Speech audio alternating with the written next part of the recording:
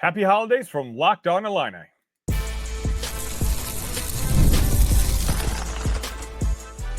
You are Locked On Illini, your daily podcast on the Illinois Fighting Illini. Part of the Locked On Podcast Network, your team every day. Welcome all to another edition of Locked On Illini. Thank you all so much for making us your first listen each and every day. And thank you so much for making the Locked On Sports Network the number one sports network in the world. My name is Sonny Verma, your host here at Locked On, where I continue to provide you coverage daily. That's right, every single day, even on holidays. On Christmas Day, which I hope you guys are all enjoying with your families, I figure some of you might still need your dose of Illini, and that's exactly why I am here. On today's quick, admittedly, it's going to be a little bit shorter of an episode because it is Christmas Eve when I'm recording this, and at some point my wife is going to give me a stern look if I don't go enjoy with the family. What I wanted to do was kind of go over some of the player grades, which I promised yesterday, because, it's one of those things where earlier this season in games where Illinois played very poorly, I did not want to watch the game. And I was very open and honest with you guys. I was like, you know what? I don't want to rewatch this until there's not going to be a player grades episode. I've watched this game 3 times now, and if I could, I'd watch it a 5th time. And who knows? We have 7 days in between games. I may very well just watch it one more time. But this is going to be one of the better mood episodes when it comes to player grades. So I figured let's just knock one out. And so those of you who do watch me every morning, which, by the way, I wasn't sure if I was going to release a Christmas episode or not, but I actually got an email at talkillini@gmail.com. Please email me whenever you have any questions or comments saying, hey, are you releasing an episode on Christmas? I'm going to be driving. And you know what, Todd, this episode is for you, sir. Regardless, I hope you guys enjoy. All right, so player grades. We're going to start with, I think, clearly the highest graded player from this game is going to be Keaton Wagler. Keaton had 22 points. Shot 7 for 11. Also 5 of 6 from three-point lands. He had 4 assists and 8 rebounds. What more can be said about Keaton Wagler? The one thing that jumped out at me upon the rewatch is, I already talked about him on, I believe it was Tuesday's episode, where I talked about, I think it's now established, at least it's established to me, that this is going to be Keaton Wagler's team in every sense. And I think Jeremy Warner was the one who pointed it out. And this kind of put things into perspective for me. In the first half, Kylan Boswell got into foul trouble with about 10 minutes remaining in the first half. And Andrej Stojaković rolled his ankle. And if there's a recipe for Missouri to have won this game, you can see losing 2 of your starters being one of those recipes. Not having Kylan out there, not having Stojaković out there, those are 2 of your more veteran players on your basketball team. And I believe roughly at the time the score was about tied, or if it was at least the margin was pretty close when it happened. And so an upset was ripe for the taking for the Missouri Tigers. But what happened? Keaton Wagler happened. Keaton, at that point, as soon as Stojaković went out and Kylan went out, Keaton kind of took over at that point. Wagler is the one who was in charge of that team and steered them to, I think Jeremy pointed out, a 27-11 run. And ultimately, Illinois was leading by 16 points at halftime. I've said this before. It's clear now that this team is run by Keaton Wagler. And as Keaton goes, but the good thing is this year, it's not like Kasparis last year, whereas it was simply as Kasparis goes, this Illini team goes. That's not the case this year. I think Keaton is the best player on the team right now. But should he hit that freshman wall, which I'm sure he's going to hit at some point, we have other weapons, whether it is Stojaković, whether it's going to be David Mirkovic or Tomislav Ivišić. Keaton was the best player in his last 4 games against powerful conference opponents, absolutely killing it. 20 points, 6 assists, almost 5 rebounds, and only 1.5 turnovers a game. You have a 6'6" point guard who handles the ball constantly in a high motion offense, and he only commits turnovers at 1.5 per game clip. And I feel like even that's high from what I've saw. So Keaton Wagler, easy. The first A I want to give. The next one I'm going to give an A- to, and I want to give a solid A, but I guess his box score isn't as impressive. That's Zvonimir Ivišić, who I called the MVP of the game on Monday evening. again, for me, as I just mentioned, when Kylan Boswell went out, Andrej Stojaković got hurt. Tomislav Ivišić looked very sloppy at the beginning of the Bragging Rights game, and he had 2 careless turnovers, and Brad had seen enough, and he had substituted Tomislav out. In came Zvonimir, and in Zvonimir's first 2 possessions, he made an impact on the defensive end, and it didn't stop there. Ultimately, he ended up with 3 blocks. He ended up 11 rebounds, and more than anything else, you can see that, despite Tommy's struggles, Illinois still seems to be okay at the center spot, especially when Zvonimir has one of his good games. When Zvonimir has one of his good games, then some would argue he's even better suited to be on the floor with the rest of this Illini squad. But Zvonimir was one of those guys who Missouri's advantage over their previous opponents is how long they are, how physical they are. And I mentioned that in the preview. Well, Illinois is just as long, and Illinois can arguably be just as physical. But early in that first half, they had Mark Mitchell, they had others try to back it down and try to get some easy buckets, because that's what this Missouri offense is essentially built around. But it didn't work. And the reason it didn't work is because Zvonimir Ivišić sent a couple of those balls into the second row. And that's just kind of what he does. Again, his blocking rate is probably not where you want it for the size that he is, but the guy can block shots, and he can make offenses trying to come up with a different plan. And that's what Missouri had to do. And ultimately, they struggled. They could not come up with one. So for me, Keaton Wagler and Zvonimir Ivišić were the 2 A's. For B+, I want to give it to David Mirkovic. 9 points, 5 rebounds, 5 assists. But again, it wasn't necessarily a box score game. I think you saw that offense humming for 2 reasons on Monday night. One was obviously Keaton Wagler, and the other was David playing like we can expect David to. He didn't get the double-double that we kind of got accustomed to earlier in the season, but every time he got the ball, he for the most part made the right play. Yeah, he had 3 turnovers, but those turnovers are simply just going to happen with David. He is a freshman who at times plays like a freshman. We have to remind ourselves of that freshmen sometimes struggle and sometimes play at a pace that they're not supposed to be playing. We saw that with Will Riley last year. We saw that with Kasparas Yakushonis last year. We don't see much of it with Keaton Wagler this year, and that's why I feel like I have to sit in front of this camera or in front of this microphone and remind you that freshmen do tend to make mistakes every now and then. But overall, I really liked David's boxing out. I really liked the fact that Missouri simply just couldn't come up with a matchup for him. The way to beat David Mirkovic and the Illini is to constantly make him switch and go side to side, and he hasn't adapted to that level of American basketball yet. But Missouri just didn't have the shooters to do something like that. Other opponents will. And so it's going to be interesting to me to see how Brad Underwood and Tyler Underwood come up with an offensive game plan for that, because there's other teams, especially in the Big Ten Conference, where there's some of the best scouting in the world. Well, those guys, if I can see it, those guys certainly know. So once they try to exploit David's weaknesses, how do the Illini respond? That's going to be something I'm going to be looking forward to watching and kind of observing moving forward. So those are the 3 highest grades on the team. Let me know. Do you agree or disagree? Let me know in the comments so far. NFL Sundays move fast, one big play, and suddenly everything feels different. That's what makes live betting with FanDuel so exciting. You're not just watching the game, you're reacting to it in real time. With FanDuel, you can place bets as the action unfolds. Every drive, every momentum swing, every highlight moment. Live betting is best when the game starts to shift. A receiver gets hot, a defense tightens up, or the momentum flips after a turnover. FanDuel lets you jump into the moment. Live spreads and money lines adjust instantly. Player props update as guys heat up. And if you can bet, if there's something you want to bet, FanDuel is going to let you bet. Again, right now from the last check, San Francisco 3-point favorites. It's going to be in San Francisco, but at this point, I'm not doubting the Bears. But I think probably a safer bet is going to be that over, because you watch that San Francisco defense.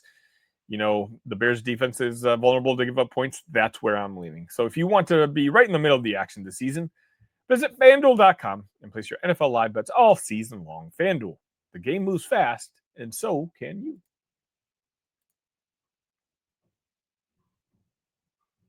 And welcome back. Next up, we also have with a B+ is Andrej Stojaković. Now, if you recall, Andrej got hurt in that first half, and I couldn't really tell what happened to it. They didn't really show a proper replay until I think right before halftime. But it looked like, I'll be honest, I held my breath for a second. People in the Talk Illini Discord, it's the same thing. And if you're not in the Talk Illini Discord, we've got over 300 people, 300 other Illini fans, all discussing the game in real time as things are happening. And let's just say there was a sense of panic, like, oh no, this team has been playing way too well, and there's way too many talented players. Is this finally the moment that something happens to this Illini basketball team, and we have to start reevaluating everything? But, he went out, came back in the second half, and quite honestly had a very prototypical Andrej Stojaković game. The game we saw from Andrej Stojaković, if he can play that way, the way he did on Monday for the rest of the season, I think the ceiling of this team gets drastically higher. Ultimately, in 26 minutes, he had 16 points on super efficient 5 for 8 shooting. And get this, he made half his three-pointers. 2 out of 4, made all 4 of his free throws, 3 rebounds, and 2 assists. Again, Andrej is one of those guys who I keep repeating myself, and I apologize to my ears if you already know what I'm going to say. His skill set doesn't exactly mesh well with what this offense is trying to do, but it's another weapon. When what this offense is trying to do isn't working, I love the fact that we have a guy like Andrej Stojaković on this team, who, in my opinion, is the best guy to, if you need an isolation basket, if your team is slumping and the jump shots aren't falling and you just need 2 points or you need someone to get a foul, hand the ball off to Andrej Stojaković, tell him to put his head down and attack the rim. And more often than not, good things happen. Andrej Stojaković also got a B+ for this game. Next up with a solid B is Tomislav Ivišić. And I'm not going to lie, if I was going to guess where I was going to grade him after watching the first couple minutes of that first half, I was going to be like, oh no, this is another typical Tomislav Ivišić game this year. And that's not a good thing, which is scary to say. But fair enough. Zvonimir kind of carried that first half. And Big T started off with 2 big 3-pointers in that second half and kind of settled in to the point where I think he actually had a very solid game. Overall, in 21 minutes, he had 14 points, 5 rebounds, an assist, and 2 turnovers. Shot 4 of 7 from the field, and as I mentioned, 3 of 5 from three-point land. When Tommy plays like how he played on Monday, which is just maybe a slightly above average center, I think you're okay, especially with the way Zvonimir is playing. Between if you have a good Big Z game and a good Tommy game, I don't think there's a better center combo in the entire country. Maybe UConn comes to mind since we just watched them play, and certainly I don't pay attention to teams outside the Big Ten as much as I do teams inside the Big Ten. But I will say that one of the greatest spoils that this Illini team has right now, and us as fans need to acknowledge and kind of appreciate, is the fact that we have 2 of the best centers in the entire country. And not just Big Tom, but also Big Z, in the sense where he would be starting for 70 to 80% of the teams in college basketball right now. And so as long as we get 40 solid minutes of Ivišić, Zvonimir Ivišić, or again, Zvonislav Ivišić, you guys let me know which one nickname you guys like better. I think Illinois is going to be in good shape, at least compared to their opponents.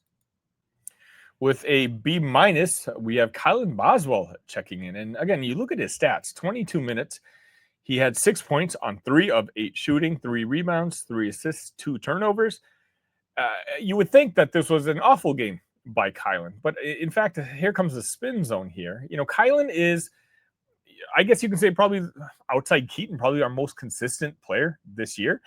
And the fact that he had this poor of a game, and yet Illinois still had their biggest blowout victory over Missouri in Braggin Rights history, has to bode well for this team moving forward.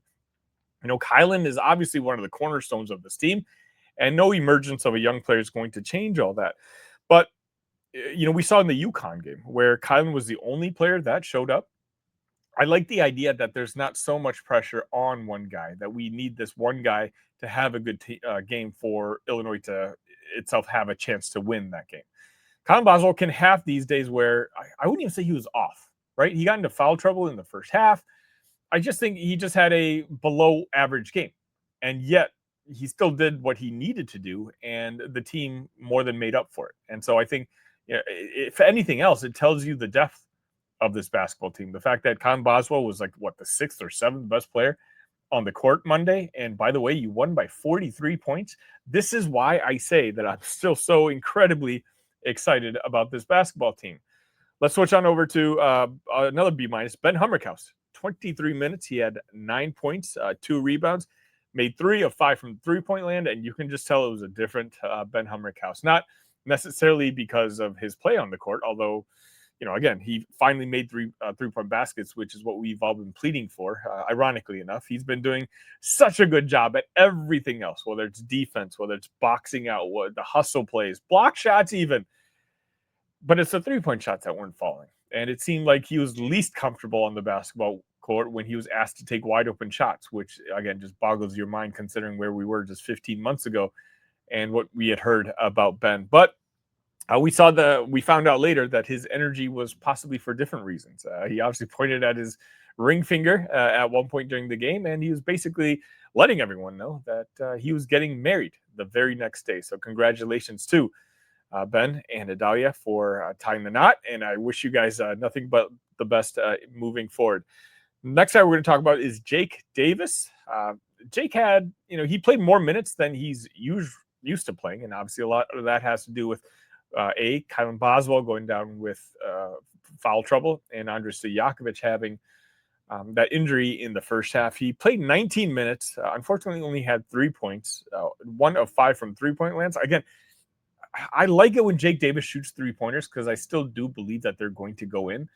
But I feel like Jake is the guy who needs to see a couple more go in. This is kind of the same thing I just got finished talking about with Ben Humrichous, that he seemed uncomfortable taking those 3-point shots, which is not a good thing because we want Ben Humrichous, and in this case, Jake Davis, to keep shooting wide open 3-point shots. That's why they're on the floor, to spread the offense, to basically, force defenses to keep them honest. And if the shots aren't falling, it's great that you do make the right hustle plays, which again, Jake Davis tends to do. And Jake is one of those guys who seems to be where he's supposed to be on defense, which, can't necessarily be said for all his teammates. But Jake needs to make his buckets. And hopefully, we'll have a game where he goes 3 for 5, or just like Ben Humrichous just did. Or maybe he goes on a stretch where he makes 8 of 15 and he gets that confidence back up. Because I still think overall, Jake is a plus player, but he needs to make more of an impact with his shot because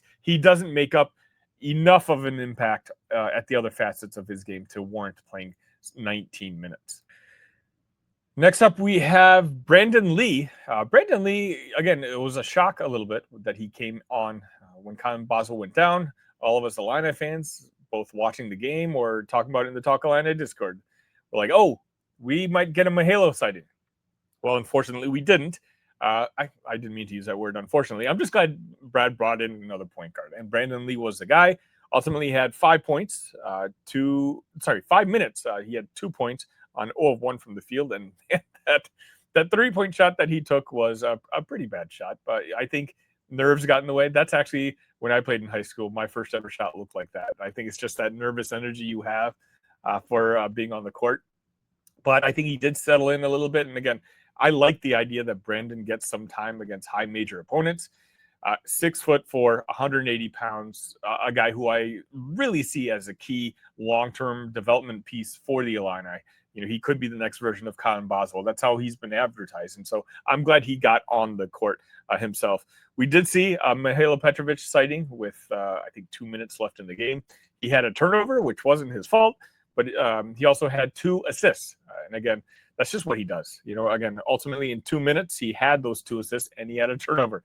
That sounds about like what a Mihailo line is going to look like. I'll say it. I think for the long-term health of this team, Mihailo needs to play more minutes. But I feel like I've been repeating myself every episode. Anytime Mihailo is brought up, I feel like I have to say that. And I think all Illini fans already agree. Unfortunately, the only one that matters is Brad Underwood and the coaching staff. And so when they see that Mihailo is ready for those extra minutes, I think they'll give it to him. Let me know whether you agree or disagree with my player grades from that Missouri 91-48 beatdown Braggin Rights. Oh, by the way, the largest blowout in Braggin Rights history. I love saying that.